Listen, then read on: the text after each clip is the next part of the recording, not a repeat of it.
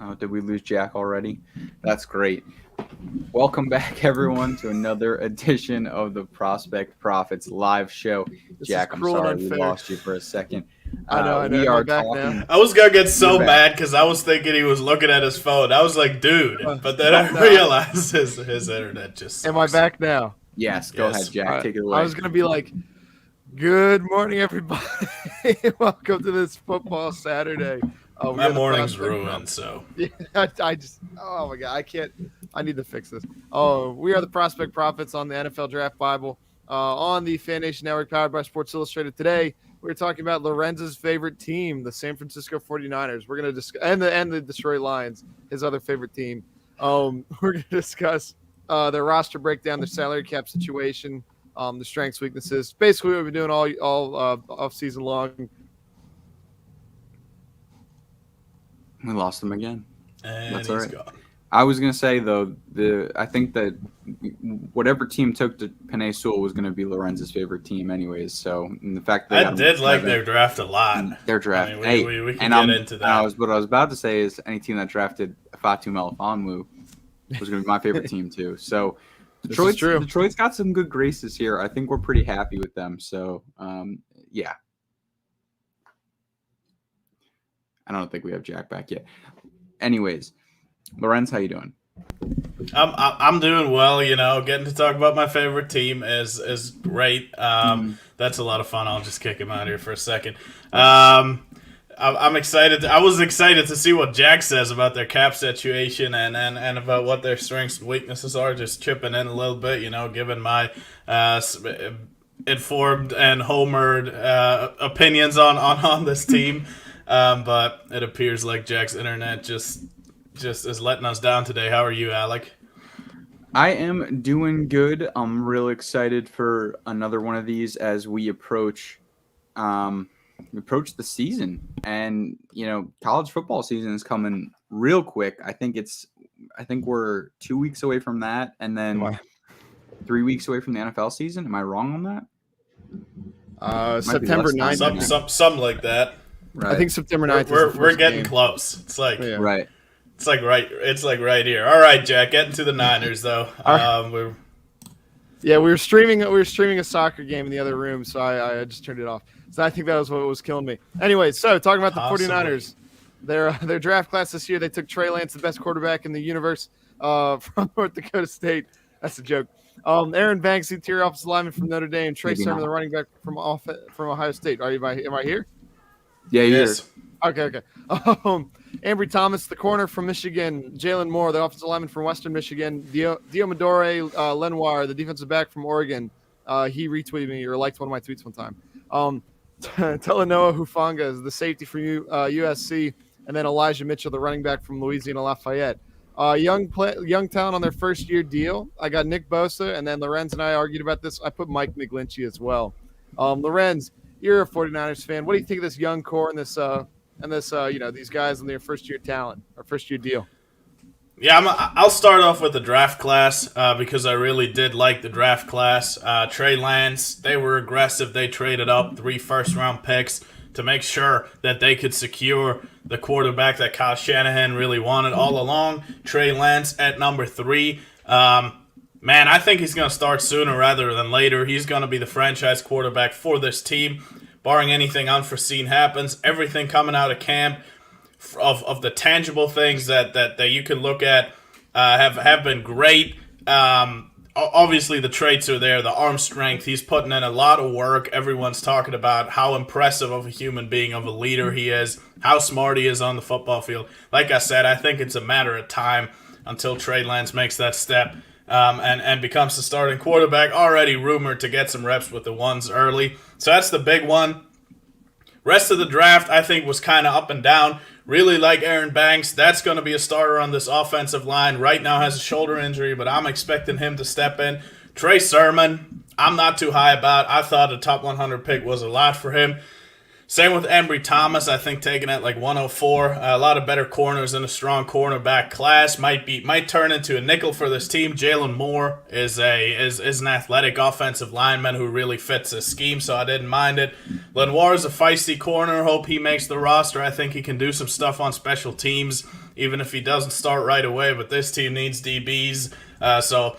Doubling up there, Talanoa Hufanga is being like touted as the next star of this team. Super instinctual guy, looking good in preseason. I just think there are a couple of physical limitations that might end up holding him back to being less than what the beat writers want him to be. And then Elijah Mitchell, I wouldn't be shocked if he turns out to be their lead back in 2 or 3 years. Tremendous athlete, really like his vision, fits the scheme so well, running downhill and running outside. I think it's a really strong, deep cornerback room, running back room. We'll get into it in a little bit. Young talent on first deal. Nick Bosa's a stud. If he can stay healthy, and that's been the one thing throughout his career, can he stay healthy? Just gotta hope the injury luck goes in the right way for the San Francisco 49ers. If he's out there, I think he's a top 10 pass rusher, top 10 defensive end in the league. Mike McGlinchey, tremendous run blocker at that size. He's huge. He can move. Really fits that scheme. He's got a moment or two every game in pass protection where he's completely losing his balance, where it looks some of the worst plays you'll see from a starting right tackle in the league. Those get put on Twitter. I think he's a better player than people give him credit for. Would I say he's a stud? No, but I do think he can get there.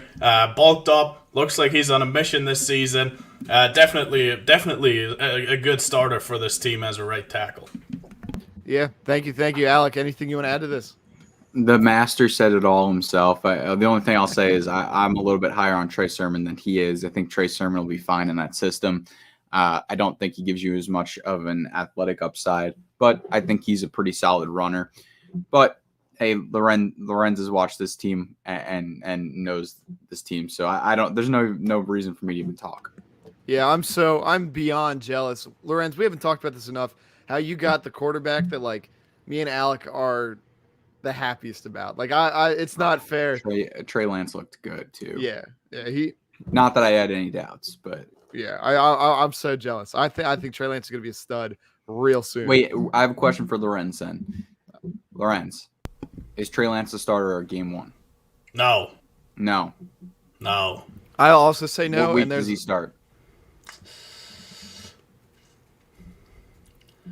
3, 4.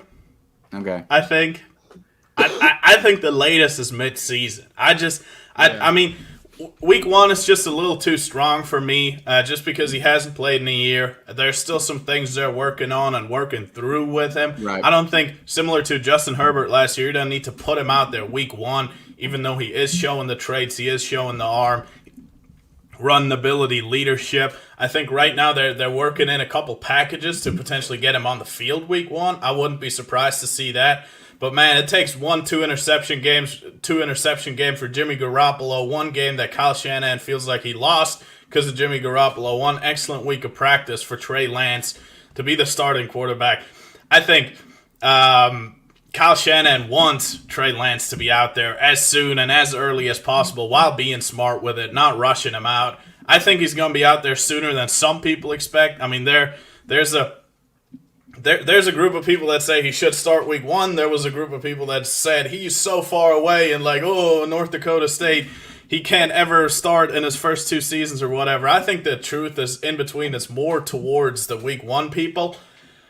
But I don't think it's going to be week 1. I don't think it's going to be week 2. But like I said, it takes a little bit of Kyle Shanahan. I mean, it could just be Jimmy Garoppolo's been hurt all the time. If he gets hurt week 1, there we go. But I think that's the fastest way to get on the field. But apparently Jimmy Garoppolo is looking good. If that was different, then I think there would be a bigger chance. But right now, there's just no need to rush it. And I would draft Trey Lance in fantasy, depending on where you get him. I mean, maybe get someone who's guaranteed to start week 1, but he might end up being a league winner for you in that offense. Don't tell Will that he's in my league. I have a follow-up question on this. What do you value more, the 3rd overall pick for a rookie quarterback or $26.4 million? I would love $26.4 million. Yeah, obviously, yeah. If you were, if you're the GM, Okay. what do you put more value into? Spent $26.4 million or the third overall pick? Third Like, overall. what is more valuable? The third overall pick. There we go. So that'll Now, lead if us you're asking into. me- So like if someone asked me, I can give up $26.5 million of cap space to buy the third overall pick, I would do that. Am I getting that question? Yes, I would do that. 100%. That's So the reason I asked that is Jimmy Garoppolo's cap hit this year, which is a solid reason why he might be, the starter week 1. We'll get into cap space right now. In 2021, they have $11.7 million in space. So for the rest of the season, that's what they're working with. 2022, the offseason, they have $6.5 million. Some of that 11.7 will likely roll over. So that number will probably increase a little bit. But that's with 37 players on the roster for 2022. So they're going to have a lot of roster, turnover extensions that are going to have to happen this offseason. Could be a little bit damaging to this 49ers team long term. 2023, they're going to have $90.5 million and 25 players on the roster, and then 2024, $137.1 million with 14 players on the roster. So that's not as healthy as other cap situations that we've seen. 2023 is where the majority of these re-signings are going to have to take place. There's going to be a lot of work going on in the 2022 to 2023 transition year or that offseason. That's probably where you're going to see the extensions of, the key players making, maybe a Trey Lance gets extended at that point. That's kind of going to be their linchpin season to maximize, their future at this point. The top 5 cap numbers: Jimmy Garoppolo, $26.4 million. Eric Armstead at defensive end, at $12.4 million. Jimmy Ward, their safety, at $10.9 mil. Nick Bosa, their defensive end, is just entering his 3rd year, I think, right? $9.2 million. And D Ford, one of their other pass rushers, at $8.9 million. If your 3rd year beach, I'll just quickly come in and comment on that cap situation, on the future cap. I think they've done a great job this season to be able to re-sign a lot of their star players. And Fred Warner, George Kittle got extended last year. Obviously, Trent Williams, their starting left tackle, who's really vital to this entire. Just kick him out, Jack. Who's her? It's a she. Who's really vital to this team. We're seeing a couple of big cap hits that I think are going to be off the books. Jimmy Garoppolo is going into year 3 of his 4-year extension. I don't expect him to be on the roster after this year unless something bad happens to Trey Lance. Right. Same with D Ford. I think he could have been cut this year, but there was some sort of injury. He couldn't. There was some sort of injury guarantee. I'd have to go back to really understand it. Those 2 cap hits, massive cap hits, are going to be off the books. I will say though, a lot of the deals that they negotiated were backloaded because they got sort of surprised by the high by the cap going down due to COVID. So a lot of backloaded deals that might come back to bite him at the end of the day. But Trent Williams isn't going to see the end of his six-year deal. Couple other names. Eric Armstead is on a backloaded deal. Jimmy Ward, that 2nd year kicking in now. Why he's on a $10 million cap hit. I think there's like a $16 million year. They'll have to do some tricks. They'll have to work around that a little bit because they'll have to extend guys like Nick Bosa. But long story short, they have already signed on a lot of their key pieces. That's good. I was sorry about that a little brief interruption. Hey, Peaches. She says hi. We'll just go over the strengths, weaknesses, and average unproven players now. The strengths. So while I don't think that they have a stud running back, I'm considering their running game. I think they have a great running back by committee, and that includes Kyle Juszczyk, their fullback. I think he's included in that running game strength. Wide receivers, I really like Brandon Ayuk and Deebo Samuel. Offensive tackles, Trent Williams and Mike McGlinchey, I think, are a solid duo. Tight end, obviously George Kittle, one of the best tight ends in the NFL. Right. What? He's all right. Yeah. You could argue for him to be the best. I think he's number 2 right now, potentially, depending on where you see Darren Waller as well. Pass rushers, I really like the Eric Armstead, Nick Bosa duo. D Ford's also a solid pass rusher. Linebacker, Fred Warner and Dre Greenlaw, I included in their strengths. Weaknesses, didn't see any major weaknesses. There are places that they are weaker, relatively speaking, but I don't think that this 49ers team really has a weak spot in general. Average and unproven. Interior defensive line, I'm giving average right now. Javon Kinlaw could really improve and become that 3-tech that really ramps up this interior defensive line. Right now, I'm still considering him unproven. Interior offensive line, they got Thomason, Brunskill at guards, and then Mack. What's his first name? The guy. He's from the Alex Mack. They got him from the Falcons. He was really good for the Falcons. I think he's going to be pretty darn good for the 49ers. I think their cornerback room is average. I think their safety room is pretty average. And I think Jimmy Garoppolo is average. While I think Trey Lance, obviously unproven. Lorenz, Alec, any disagreements there? Any major Well, yeah, no, I don't have any disagreements really. I do think that Kinlaw is going to have a really good year this year and take another step where he looked really good in flashes last year and just put it together for a full season. Him and Eric Armstead on the inside of that defensive line with Nick Bosa and potentially Dee Ford on the outside. That's pretty scary for opposing passers because it's going to be tough to stop. But I like this team. I think honestly, you fix the quarterback situation, you fix the injury situation from last year, and you're talking about a team that went to the Super Bowl the year before with Jimmy Garoppolo. Now give them the more dynamic quarterback and Trey Lance toward the end of the year. It's at least a contender. I don't know if Trey Lance can get them there in his first year. I think this team more so is built for next year with Trey Lance at the helm. Or I think he needs like 1 year under his belt, really, but we never know. Maybe he comes in and he is the most dynamic quarterback like he could be. So I do like the way this team is built. I'd make the case that this isn't a good corner group. If there's a weakness, I think it's there. Jason Verrett made a deal with the devil last year. Everyone else got hurt on the roster, and he had the one season ever where he was healthy. Was good. Very talented player. Love Jason Verrett. But after him, like I said, he's someone who has been injury prone. I don't think it's wrong to say that with him. After him, you got Emmanuel Mosley and then a bunch of rookies, a bunch of unproven players like Ambry Thomas. Maybe Diamador Lenoir is going to step in there. It's just not a lot of depth. I think that's something that they need to focus on in the future. They were really strong with Richard Sherman 2 years ago when he was healthy. He's still out there. I don't think he's coming back with all the issues that he has, but I would say that's a weakness. And then this interior offensive line is kind of dependent on Alex Mack not having to fall off, Laken Tomlinson continuing to play on the average to above average level that he has, and then Dan Brunskill on a good day can be good. I'm hoping for Aaron Banks to make that step as a rookie fairly early on. He's hurt right now, which really sucks, but I think he can make that step to be the right guard of hopefully throughout after a month or so of the season. And then I'm with you. I think this is an average to above average group. Yeah, I think the 49ers are going to be real dangerous next year.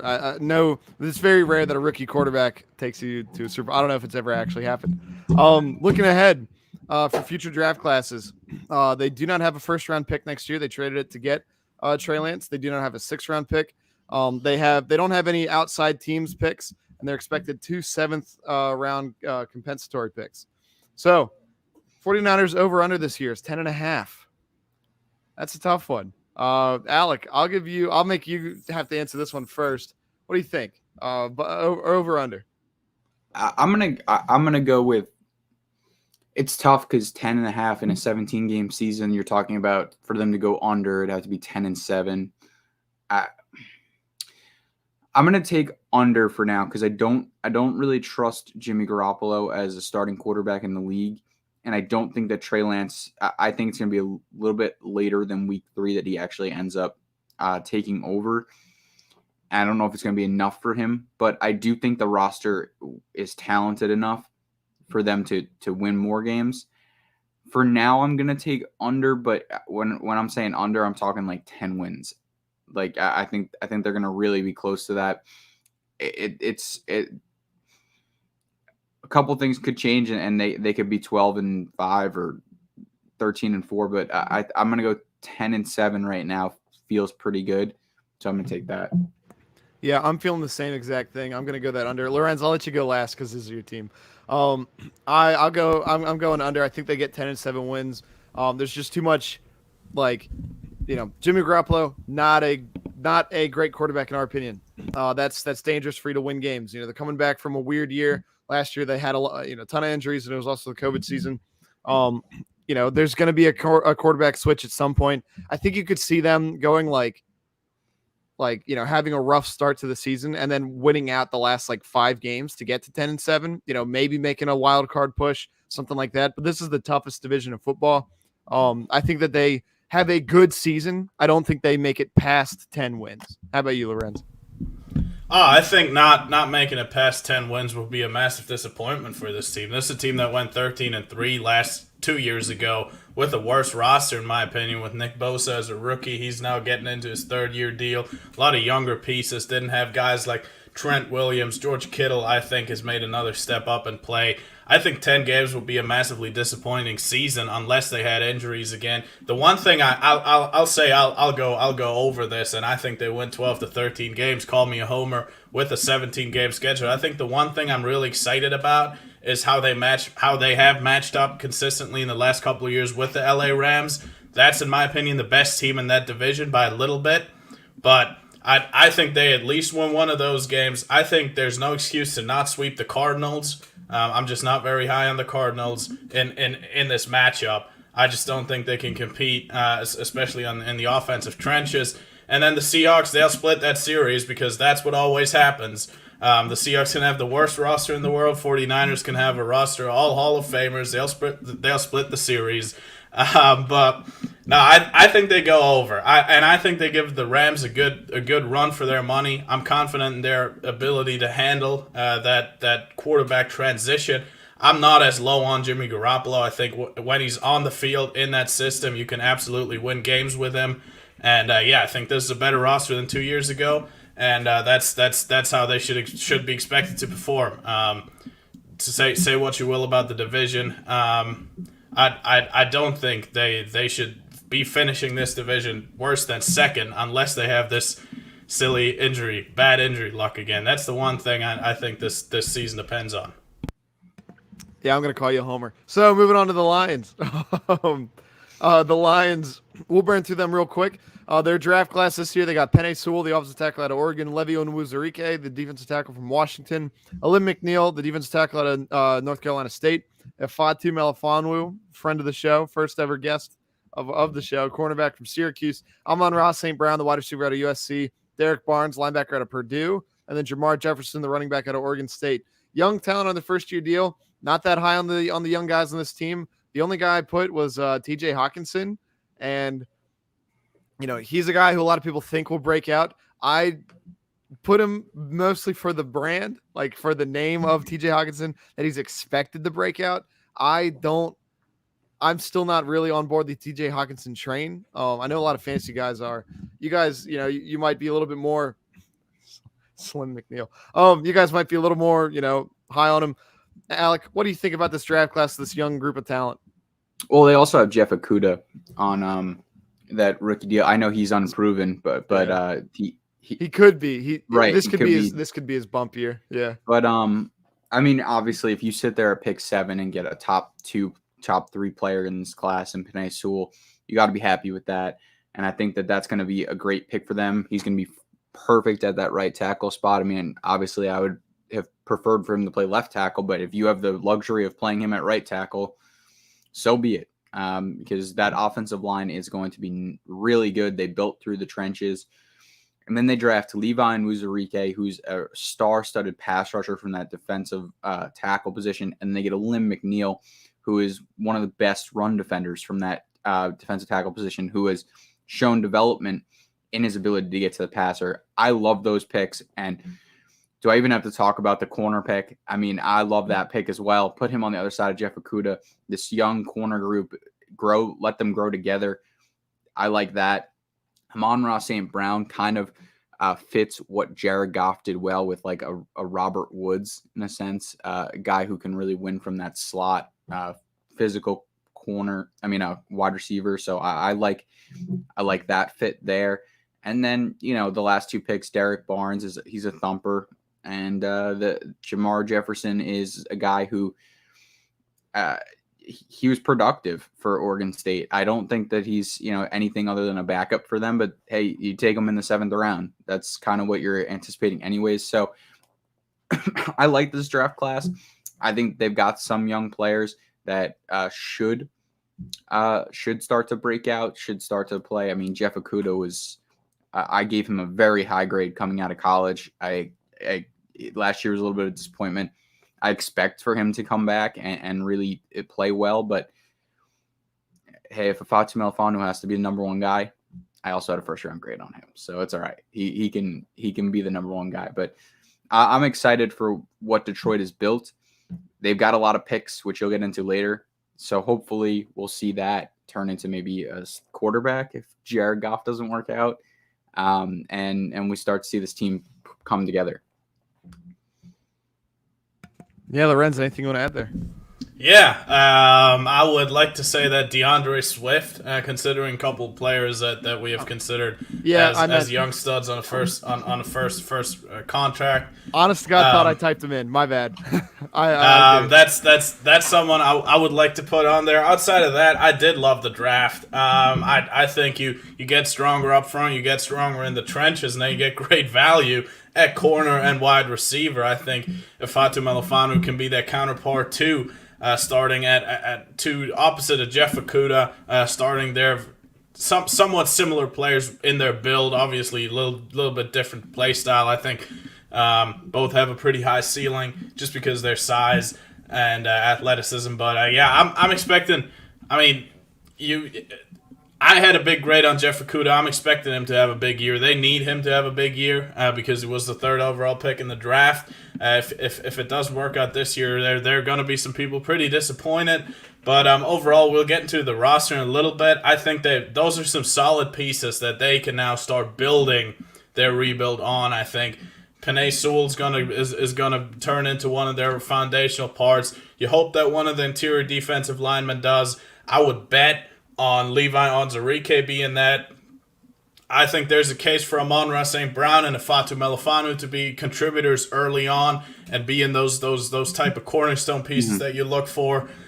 And then you got to at some point got to be able to get a quarterback in the building there. Hope that Jeff Okudah works out, but I think that's a better framework than what a lot of people think if they just hear the name Detroit Lions. I think they have a solid foundational solid youth foundation in place. I actually do think that the way they're building this team is correct. Like, I know there's no correct way of building a team, but I love, first of all, this Detroit team may not win many games this year, but they're going to have the best, if not one of the best, if not the best offensive lines in the league.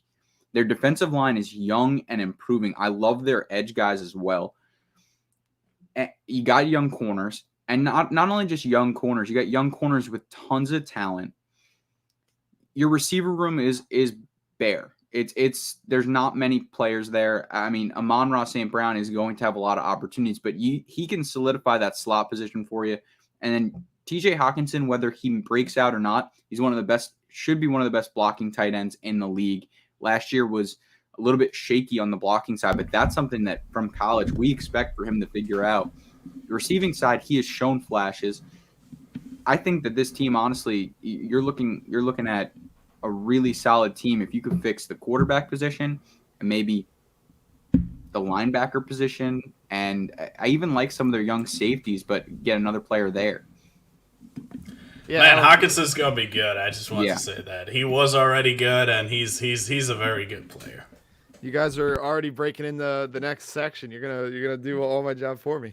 Right now, the Lions have $18 million in cap space. Next year, they're gonna have $24.8 million. If a lot of that 18 rolls over, they're gonna have a nice hefty amount of cap space.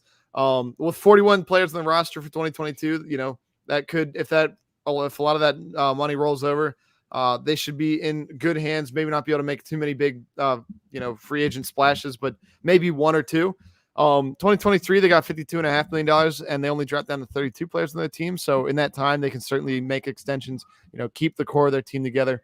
And then in 2024, they got $163 million with 13 players on the team. The top 5 cap numbers.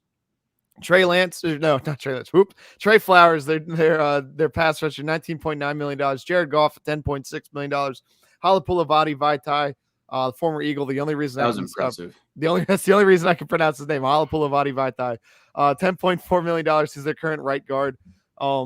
He was signed to be an offensive tackle. Didn't really work out. Jeff Okudah at $7.6 million. Again, I've talked on this before. If one of your guys who, in a first year deal is in the top 5 of your salary, your top 5 calorie cap numbers. Oh my God. Then that's a pretty good sign. Jamie Collins is their number 5 at outside linebacker. He's at $7.3 million. That's not bad cap allocation. A lot of defense, a lot of offensive line. Jared Goff's obviously the biggest sin there. But I've always not been a Jared Goff guy. In terms of strengths on their team, Alec, you hit on this on the, you hit the nail on the head. I was going to be like, oh man, no one realizes how good this offensive line is, but both of you guys did. Taylor Decker at left tackle is pretty solid. Jonah Jackson at left guard, Frank Ragnow at center, Halapulavati Vaitai at right guard, and then Penei Sewell at right tackle. That's dangerous. That could be a top 5 offensive line right now. And like Alex said, that could wind up being one of the best, that could be number 1 line in the league by the end of the season, maybe definitely by the end of next season. Tight ends of strength, TJ Hawkinson, running back, DeAndre Swift, Jamal Williams. I think Jamal Williams is a solid rotationary guy. DeAndre Swift can be that RB1 for them. Outside linebacker, I like Trey Flowers, Romeo Okwara, and Jamie Collins. I think that's a solid pairing. Weaknesses, I don't like their wide receiver group that much at all. Denzel Perryman, Tyrell Williams. I think my opinion of Amon-Ra St. Brown is that he's a good slot wide receiver. He could be kind of a possession slot. Shut up. And then average and unproven players. I think Jared Goff is the definition of an average quarterback. Interior defensive line is unproven, though like you guys said, I really like that draft class. Their linebacker core is fairly average, outside of maybe Jamie Collins, and not including the pass rush of that 3-4 outside linebackers. I think their safety group is average, and I think their cornerbacks are unproven, though we are obviously all big Fatih Melifonwu guys. We didn't say this at some point during this past year. We've talked about Melifonwu being a potential first-round pick. That could be tremendous value if that talent translates in the way that we think it will. Lorenz, I'll give you first dibs. We've already kind of talked a little bit about this roster, but the money. Anything else you want to add? Yeah, I think it does have some strong spots. I think the offensive line, like you said, that's a really good group. And look, offensive line play is just something that's very important. You can always fall back on if you can have a productive run game, if you can pass protect. That's very important. And I predict this group will be able to do that. Jared Goff is very bad under pressure, so I think they'll do a decent job of keeping him clean. Obviously doesn't have a lot of weapons to work with. I just want to say at this point, remember when everyone lost their minds on Denzel Perryman 2 times in his career. One time when he ran that 40 and he got drafted in the first round by the Baltimore Ravens, I think. And then the other time when he stepped in as like the 4th receiver on the depth chart, moved up because of injuries, and then had some plays for the Bucs late in the season 2 years ago, and then I think the Jets decided to agree with the very smart football minds on fantasy Twitter and decided to pay him a lot of money, which didn't work out. He's not that good. I think he was only on a 2-year, $12 million deal, but yeah. Well, it was more than what he should have gotten. Is that 12 per year, or is that 12? He's no, just not I think it was $6 million a year. That's not bad. Just not good. But no, I agree. I mean, like I said, with the young core, I think this is a roster that has a couple of pieces in place. But one thing I will say about this defense, a lot of players that were fits for this Matt Patricia defense. I mean, whatever. But bad overall. But they fit this Matt Patricia. That question from Dow was on Jared Goff. I don't like also Jared bad Goff, overall. but a lot of the players on this defense were brought in because they fit this Matt Patricia defense. Matt Patricia is gone. A lot of these players will not be on this team anymore because they don't fit any other defenses. That's going to be a source of struggle for this team, I think. But like I said before, I think there are some pieces in place. I don't think this roster is terrible, but it's going to be a multi-year rebuild, but I like the foundation that they have right now. So That's all I'll say about this roster. Yeah, I agree with that. Alec, anything you want to add? No, I do like the way they're building it, and I'm excited for them to if they're able to. Let's say this team doesn't compete next year, which really we're looking at a team that's not ready yet at all. So they probably won't compete. If they could get one of those top quarterbacks next year, whichever ones it is that they believe in, I think this team can really turn it around in a year or two, which is shocking because we were looking at a team that was, average at best for many years, and now they can go with the way they've built this team. They can go from worst in league to best in league in a 2-year turnaround, which is, it's really impressive what they did. Sorry, you guys keep making me read the group chat. The chat, it's very funny. All right, so moving on. This upcoming draft class. The Lions have 2 first-round picks. One will be a very low pick, a very good pick, and that's going to be their own pick, and the other one's going to be a very late pick as the Rams pick.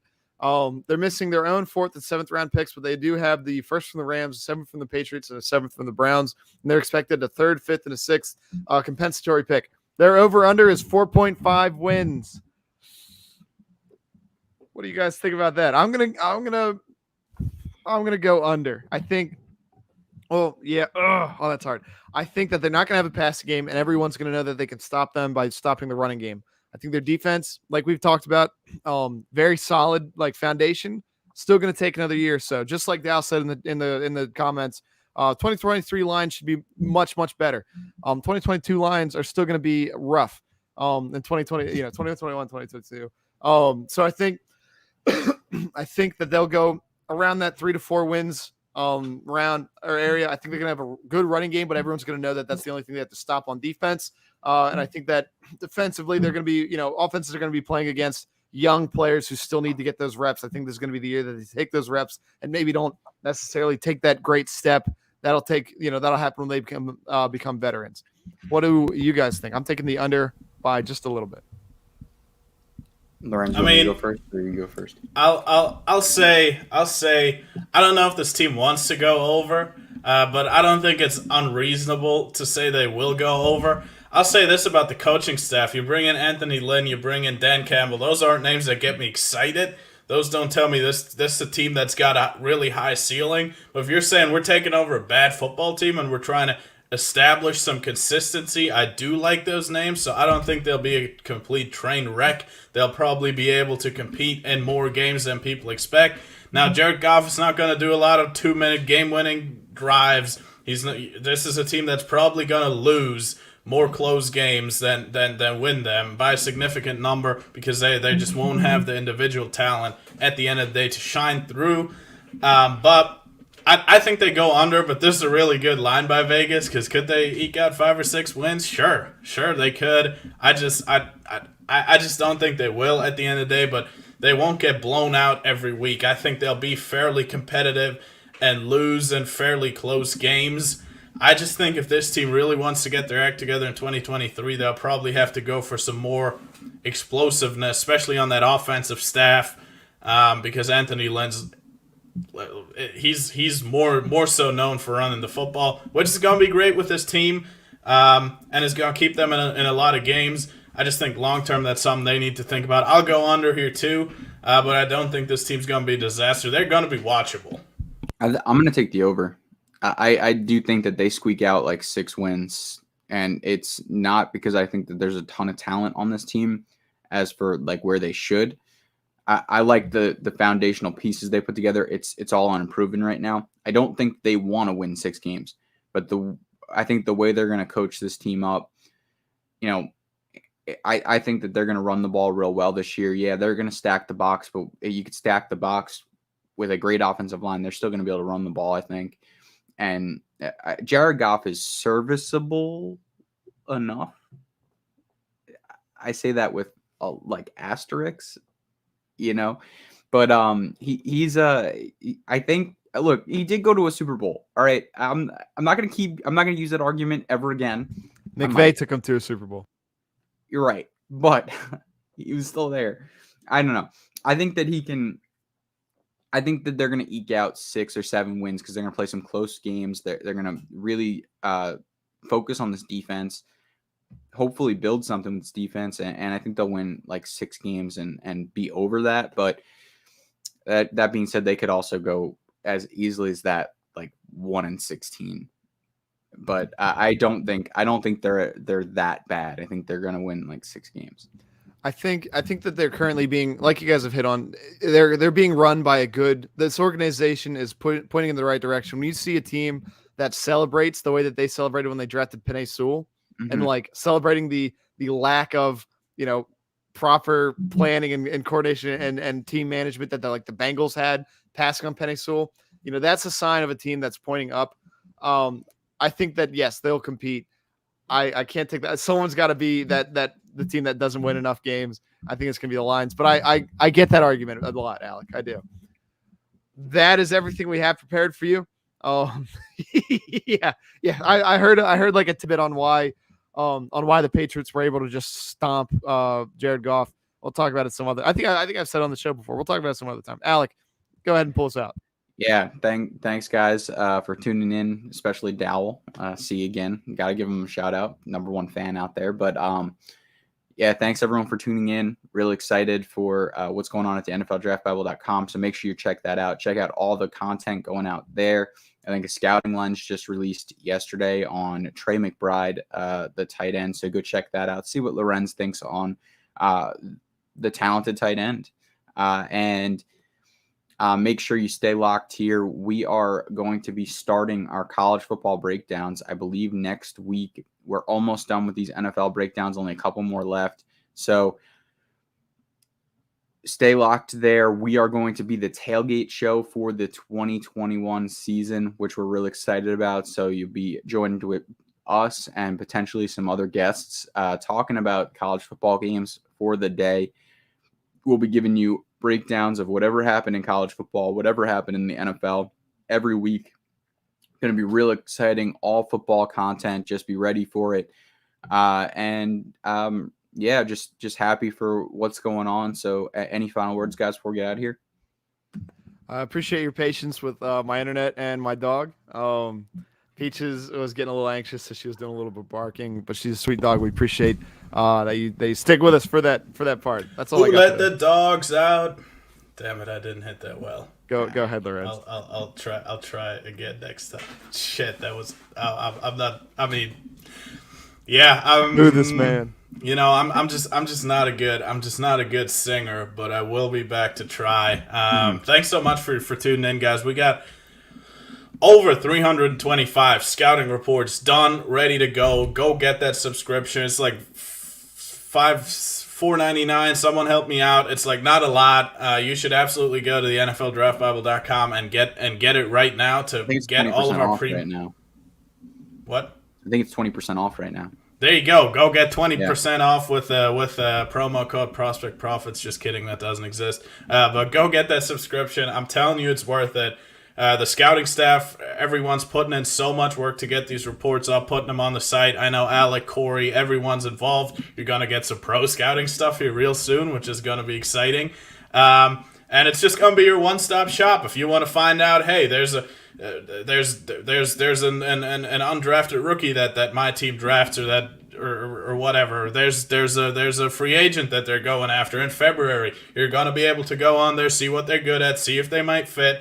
Potentially have a grade on them. I don't know. You guys are going to work that out, but they're going to be grades on your favorite college football team's players. So if Dowell wants to be on there and see how all the Kentucky guys stack up with NFL projections, go on there. Go get that. You'll get the backgrounds. It will be updated consistently. We got a lot of exciting stuff on there. It's absolutely worth it. Go get it. Thanks so much for tuning in, and we'll be back Tuesday with another breakdown for you guys.